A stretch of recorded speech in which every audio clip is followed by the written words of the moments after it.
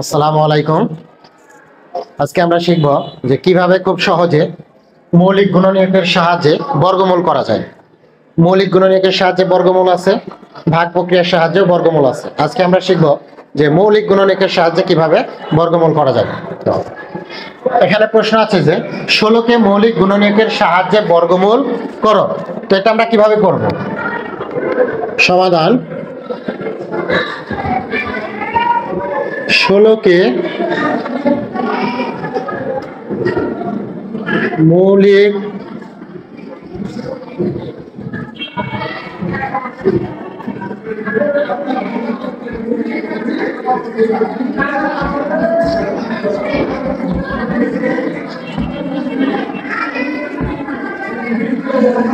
লিখব 16কে মৌলিক গুণনীয়কের সাহায্যে বিশ্লেষণ করে পাই, এভাবে লিখব।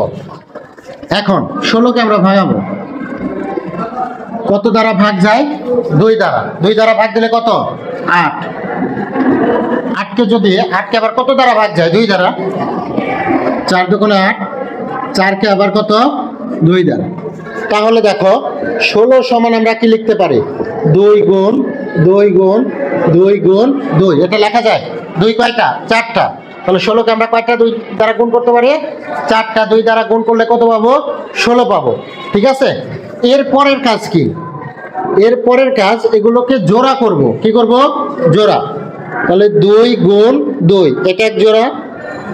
2 গুণ 2, এটা আরেক জোড়া। ঠিক আছে, জোড়া করলাম।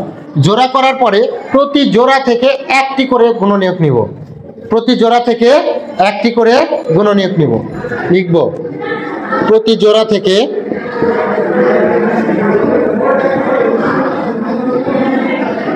একটি করে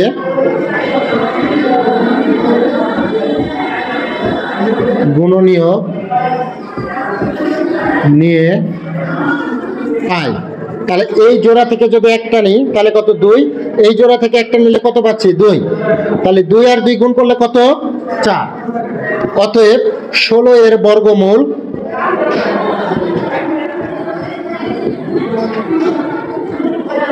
বর্গমূলের চিহ্ন কি? এই যে এটা বর্গমূলের চিহ্ন, √16 সমান কত পাইলাম? 4। বুঝতে পারছো? তাহলে ভালো করে বুঝি যে 16কে মৌলিক গুণনীয়কের সাহায্যে বিশ্লেষণ করে পাই। 16কে ভাঙাইলাম, এভাবে ভাঙাইবা মৌলিক গুণনীয়ক। ঠিক আছে। 2, 16কে 2 দ্বারা ভাগ দিলে কত? 8। 8কে আবার 2 দ্বারা ভাগ দিলে কত? 4। 4কে আবার 2 দ্বারা ভাগ দিলে কত? 2। তাহলে কয়টা পাচ্ছি? 1 2 3 4। 16 সমান 2 গুণ 2 গুণ 2 গুণ 2। এখান থেকে আমরা কি করব? জোড়া করব। কি করব? জোড়া। জোড়া করার পরে প্রতি জোড়া থেকে একটা করে নিব। ঠিক আছে, একটা করে নেওয়ার পরে কত পাচ্ছি? 4।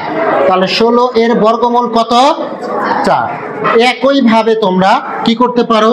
25-এর বর্গমূল নির্ণয় করতে পারো, 36-এর বর্গমূল নির্ণয় করতে পারো, 49-এর বর্গমূল নির্ণয় করতে পারো, তারপরে 100-এর বর্গমূল নির্ণয় করতে পারো, 144। এই টাইপের একইভাবে তোমরা এগুলো নির্ণয় করতে পারবে। ধন্যবাদ।